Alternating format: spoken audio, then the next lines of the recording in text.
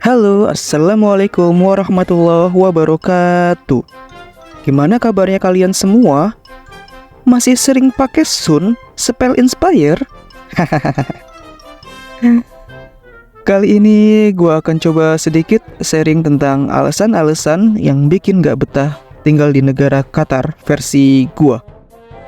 Tanpa banyak ABCD, mari kita check it out.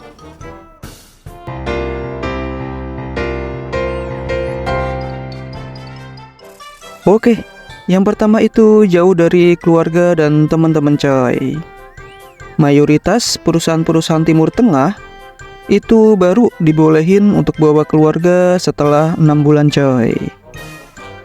Jadi kita harus kuat-kuat tuh selama 6 bulan itu. Berat banget soalnya. Selain itu kita juga harus adaptasi sama lingkungan baru. Pokoknya nggak bisa dijelasin lah rasanya. Walaupun teknologi udah super canggih, bisa video callan tiap saat, tapi tetap beda rasanya coy. Bahkan seringnya itu tiba-tiba mewek sendiri. Jadi harus sering-sering ditemenin tuh kalau ada warga baru yang datang ke negara Qatar.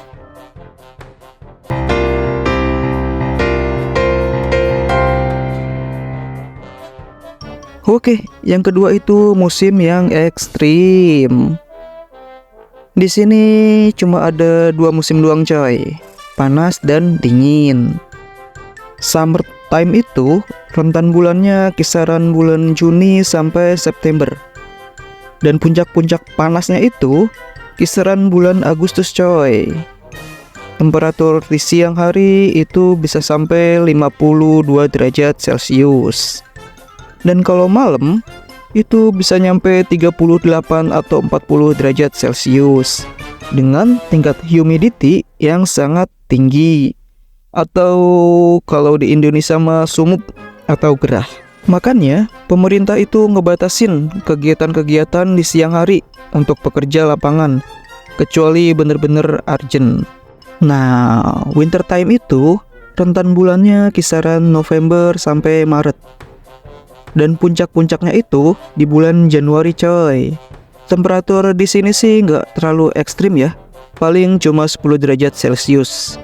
Tapi kecepatan anginnya itu loh coy, nggak usah ditanya, kayak iklan Vega ZR Komeng. Hus. Sampai-sampai buat ngayuh sepeda aja itu susah banget.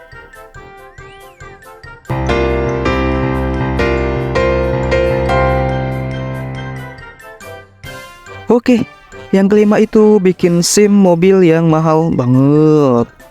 Selain mahal, kita juga harus antri coy. Singkatnya, kita harus sekolah dulu selama 1 bulan lebih, baru boleh ikut tes.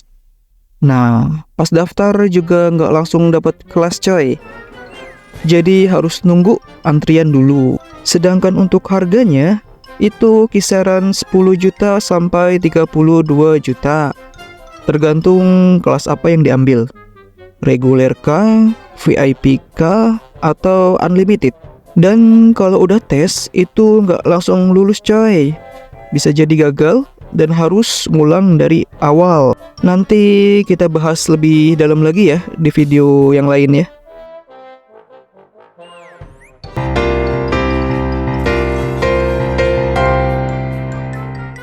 Oke, yang keempat itu public holiday-nya yang sedikit coy. Bisa dihitung jari malah.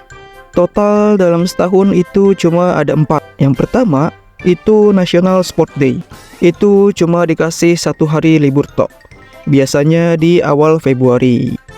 Nah, yang kedua itu ada Idul Fitri.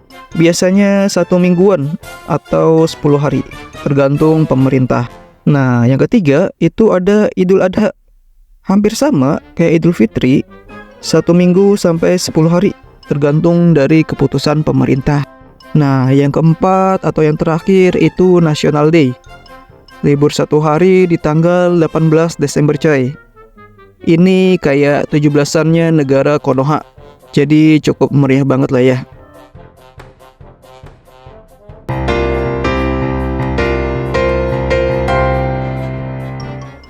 Oke, yang ketiga itu makanan-makanan Indo yang agak mahal-mahal coy, dibandingin sama makanan-makanan ASEAN lainnya.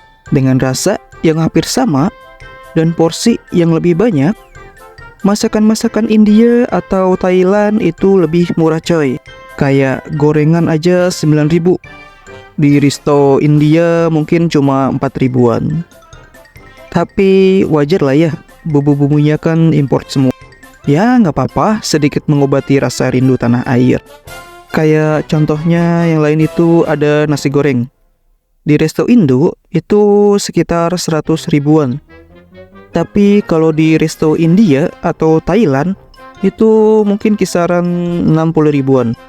Jadi lumayan lah ya bedanya.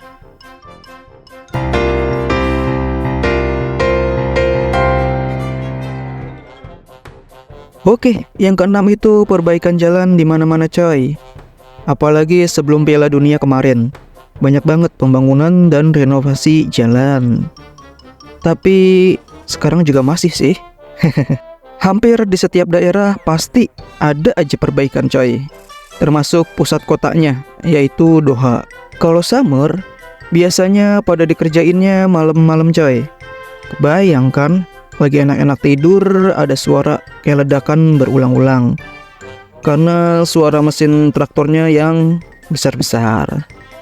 Tapi nggak apa-apa coy, demi Qatar Vision 2030 kita harus support terus program-programnya.